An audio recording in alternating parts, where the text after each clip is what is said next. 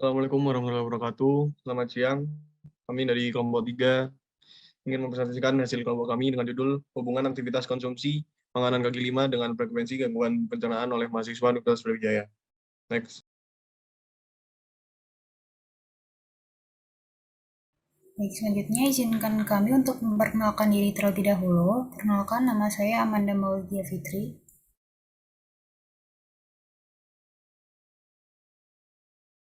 Saya Ernest Moreno Divara.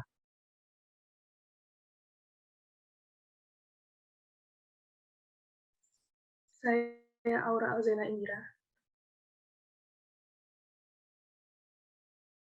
Saya Khalifah Asmanika.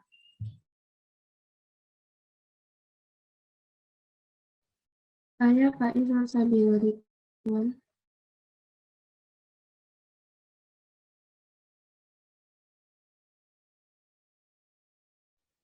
Saya Gazlida Hanaifan.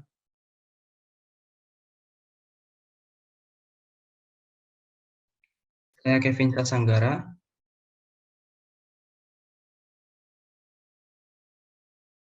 Saya Maulida Rizky Amelia.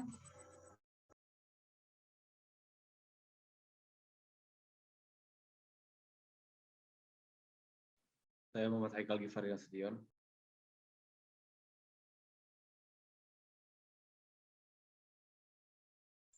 Saya Muika Girindra Syardi.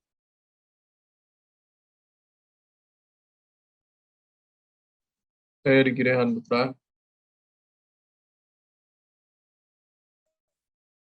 Saya Sari Widya Astuti.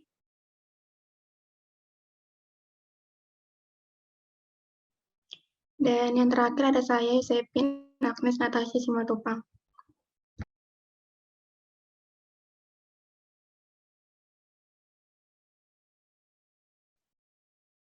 Ya, jadi kalau kami terima kasih kepada Rektor dan juga jajarannya, selanjutnya itu untuk Dekan Fakultas Teknik Universitas Brawijaya, lalu untuk Ketua Departemen Teknik Industri FTUB, dan juga dosen pengampu mata kuliah K3, yaitu Profesor Dr. Insinyur Komariatus Solia ST MKes IPU SNN, dan juga Ibu Astutaryanti Trilustiana STMT.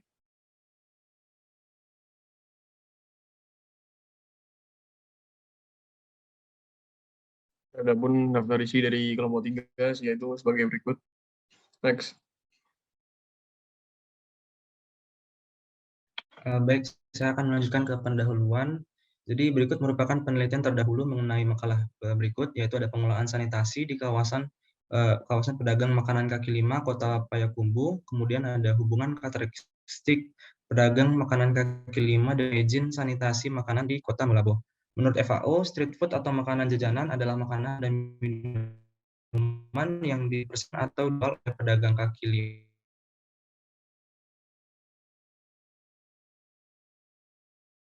yang mungkin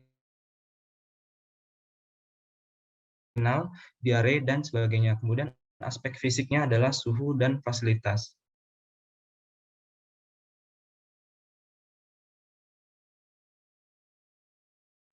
Selanjutnya merupakan abstrak atau ringkasan dari penelitian kami kali ini. Makanan yang dijual oleh pedagang kaki lima memiliki risiko tinggi terhadap berbagai kontaminasi yang kerap terjadi pada makanan, seperti kontaminasi biologis, kontaminasi kimiawi, serta kontaminasi fisik. Hal ini dapat terjadi karena masih banyak pedagang kaki lima yang tidak memperhatikan higienitas dan keamanan makanan yang dijual, sehingga dapat menimbulkan keracunan makanan dan berbagai penyakit pencernaan lainnya seperti diare. Maka dari itu, kami melakukan penelitian terkait hubungan aktivitas konsumsi makanan kaki lima dengan frekuensi gangguan pencernaan pada mahasiswa Universitas Brawijaya. Metode yang digunakan pada analisis ini adalah metode uji korelasi Spearman dengan menggunakan bantuan software SPSS. Bantuan populasi yang digunakan dalam penelitian ini pun berasal dari mahasiswa Universitas Brawijaya yang telah mengisi kuesioner dan teknik pengambilan sampel yang digunakan berupa teknik random sampling.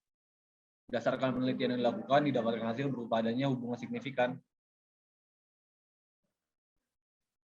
antara variabel konsumsi makanan kaki lima dengan frekuensi gangguan pencernaan, sehingga semakin sering mengkonsumsi makanan kaki lima, maka frekuensi gangguan pencernaan juga akan meningkat. Saran yang mungkin dapat diberikan adalah pedagang kaki lima hendaknya dapat lebih memperhatikan higien dan sanitasi pada dagangannya serta konsumen hendaknya lebih selektif dalam memilih makanan yang akan dibeli.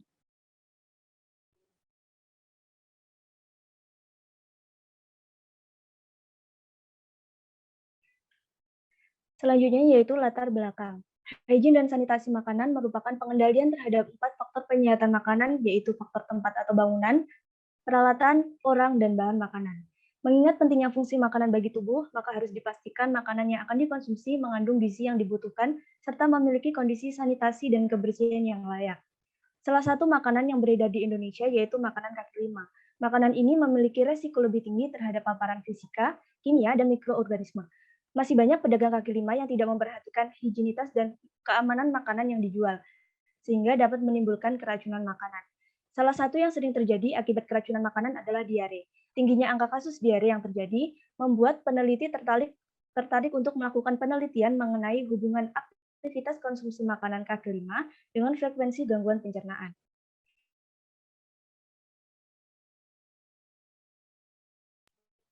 Lalu selanjutnya masuk ke identifikasi masalah. Yang pertama adalah kurangnya kesadaran penjual kaki lima menerapkan higienitas dan sanitasi. Dan yang kedua, masih banyak masyarakat, khususnya anak,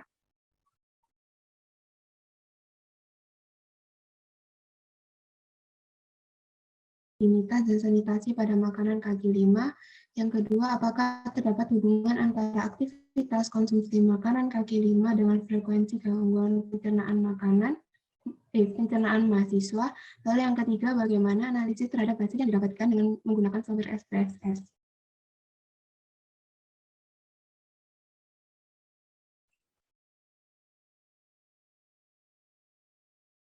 Terdapat beberapa tujuan yang ingin dicapai dalam penelitian ini, yaitu yang pertama, mengetahui pentingnya penerapan hygiene dan sanitasi pada makanan kaki lima. Kedua, mengetahui hubungan antara aktivitas konsumsi makanan kaki lima dengan frekuensi gangguan pencernaan mahasiswa dengan menggunakan metode uji korelasi Spearman. Dan terakhir, melakukan analisis terhadap hasil yang didapatkan dengan menggunakan software SPSS. Lalu penelitian ini juga memiliki 4 manfaat. Bagi penyusun dapat menambah wawasan K3 hygiene dan sanitasi. Bagi pedagang kaki lima dapat memberi pelayanan kebersihan yang baik.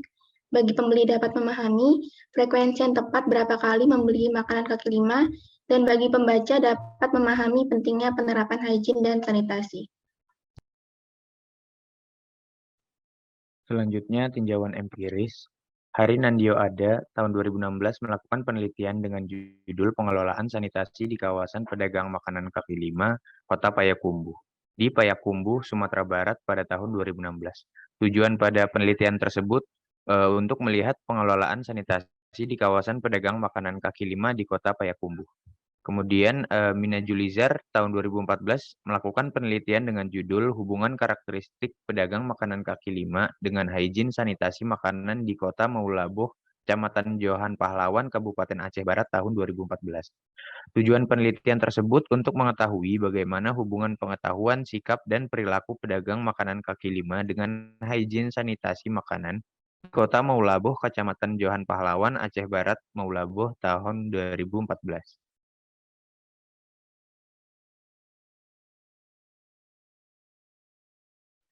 Selanjutnya, tinjauan teoritis. Yang pertama yaitu pengertian kesehatan dan keselamatan kerja. Menurut Sucipto tahun 2014, kesehatan dan keselamatan kerja adalah suatu upaya untuk menciptakan perlindungan dan keamanan dari risiko kecelakaan dan bahaya, baik fisik, mental, maupun emosi terhadap pekerja perusahaan, masyarakat, dan lingkungan, serta menyangkut berbagai unsur dan pihak.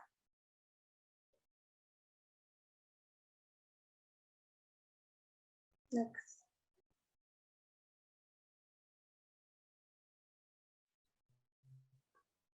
Yang kedua yaitu pengertian hygiene sanitasi.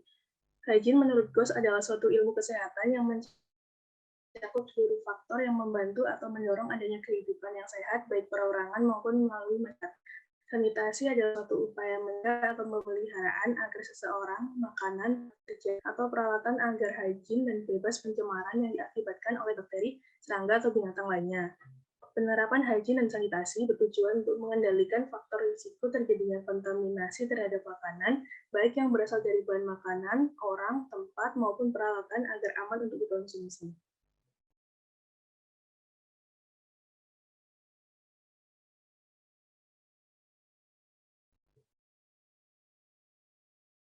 Yang terakhir yaitu gangguan pencernaan akibat jajanan kaki lima.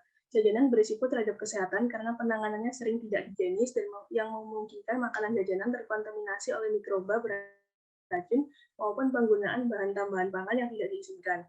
Makanan jajanan mengandung banyak risiko debu-debuan dan lalat yang menghinggap pada makanan yang tidak ditutupi dapat menyebabkan penyakit pada sistem pencernaan. Belum lagi bila persediaan air terbatas, maka alat-alat yang digunakan seperti sendok, garpu, gelas, dan piring tidak dicuci dengan bersih. Hal ini dapat menyebabkan orang yang mengonsumsinya terserang penyakit di saluran pencernaan.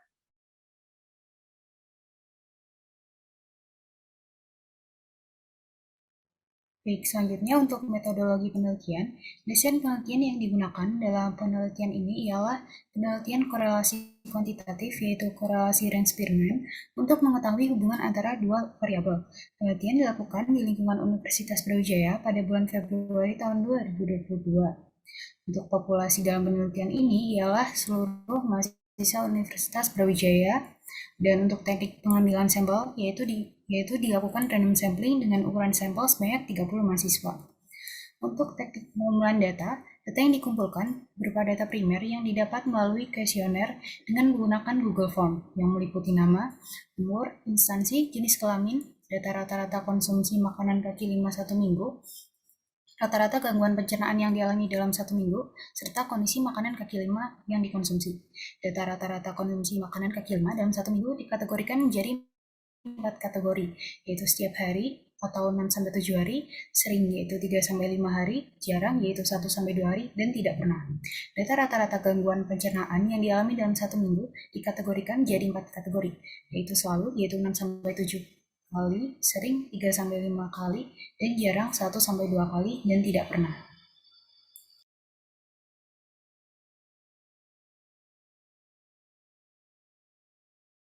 Untuk analisa datanya sendiri seperti yang telah dijelaskan adalah menggunakan uji korelasi Spearman.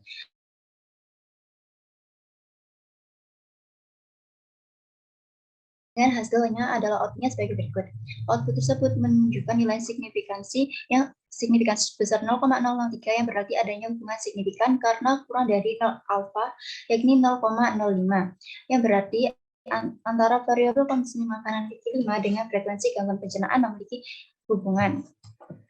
Lalu diperolehnya angka koefisien Renz-Spearman sebesar 0,522 yang diartikan bahwa tingkat kekuatan korelasi antara variabel konsumsi makanan kaki lima dengan frekuensi gangguan pencernaan adalah sebesar 0,522 atau kuat, serta hubungannya adalah bersifat searah karena memiliki nilai positif.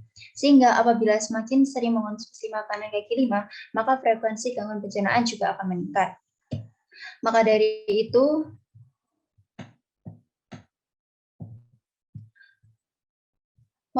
sepatutnya penjual makanan kaki lima memperhatikan 6 prinsip hygiene sanitasi makanan, yakni dari pemilihan bahan baku makanan, penyimpanan bahan makanan, pengolahan makanan, pengangkutan makanan, penyimpanan makanan, serta penyajian yang sesuai dengan ketentuan yang berlaku. Seperti penyajian makanan yang harus memperhatikan prinsip FIFO dan FIFO, serta untuk mahasiswa sendiri seharusnya mengurangi jajan di kaki lima dan mulai mengonsumsi makanan dengan kandungan gizi yang baik dan hygiene serta sanitasi yang baik. Sehingga hal tersebut dapat mengurangi frekuensi gangguan pencernaan yang dialami oleh mahasiswa Universitas Brawijaya.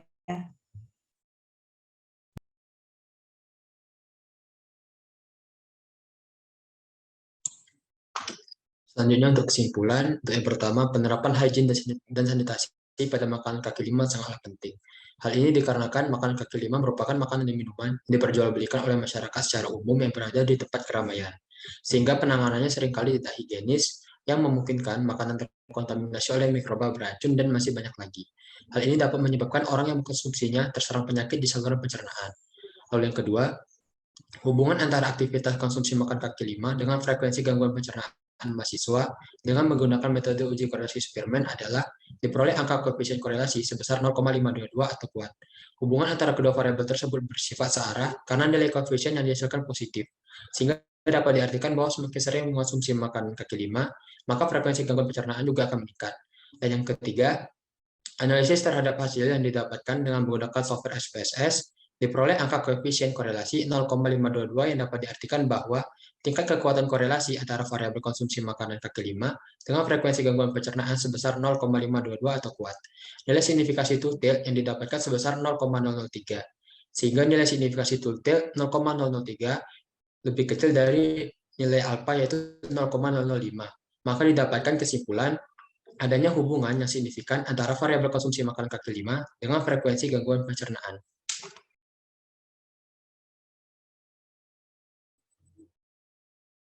Selanjutnya, berdasarkan penelitian yang telah dilakukan mengenai analisis higienisasi makanan di pinggir jalan dengan frekuensi gangguan pencernaan, didapatkan beberapa saran, diantaranya pertama, pedagang makanan dapat lebih memperhatikan higien dan sanitasi terhadap dirinya sendiri maupun orang lain yang terlibat. Hal ini dikarenakan dapat dilakukan dengan cara menggunakan peralatan pelindung kebersihan untuk mencegah kontaminasi silang terhadap makanan yang dijual. Lalu yang kedua, bisa dengan upaya peningkatan pengetahuan dengan diadakan kegiatan penyuluhan mengenai pentingnya kebersihan peralatan yang dijual dalam menjual makanan. Lalu saran yang terakhir, konsumen hendaknya lebih selektif dalam memilih makanan yang akan dibeli dengan memperhatikan kebersihan dan keamanan pangan.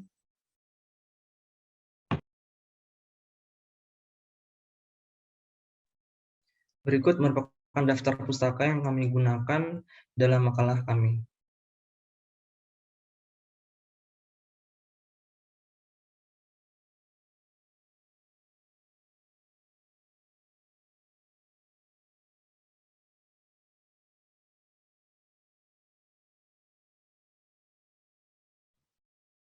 Terima kasih dari kelompok kami. Apakah ada yang ingin bertanya?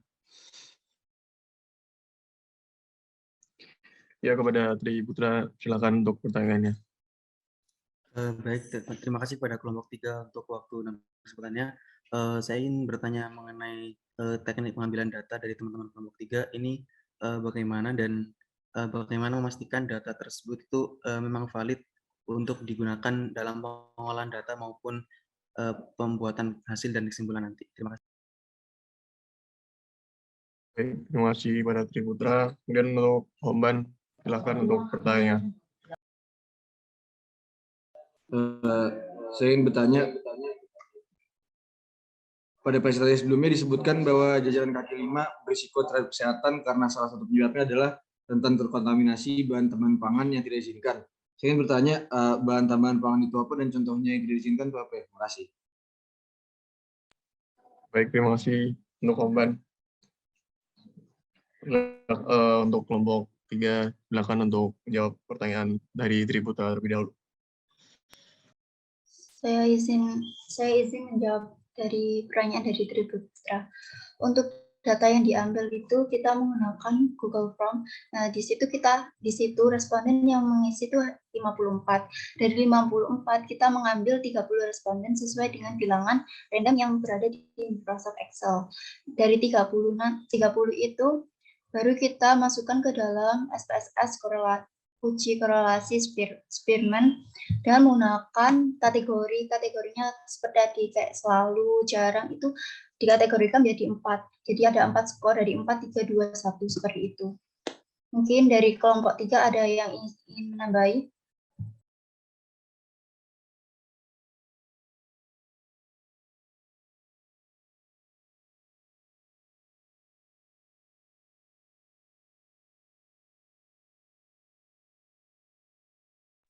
Baik, jika dari kelompok 3 tidak ada yang menambahi, apakah sudah menjawab Tri Putra? Dari saya sudah cukup. Terima kasih kelompok 3 atas jawabannya. Silakan kepada kelompok 3 untuk menjawab pertanyaan Homban. Mungkin saya izin untuk menjawab pertanyaan dari Saudara Homban Abednego. Jadi bahan tambahan pangan itu merupakan bahan yang ditambahkan ke dalam pangan untuk mengaruhi sifat atau bentuk pangan seperti mengubah rasa, mengubah warna, dan juga lain sebagainya. Nah, selanjutnya untuk contoh bahan tambahan pangan berbahaya yang dapat beresiko pada kesehatan dan rentan terdapat pada jajanan kaki 5 itu terdapat 6 jenis, yaitu boraks, formalin, rodamin B, sakarin, metanil yellow, dan juga siklamat. Mungkin sekian. Apakah dari kelompok 3 ada yang ingin mendapatkan lagi?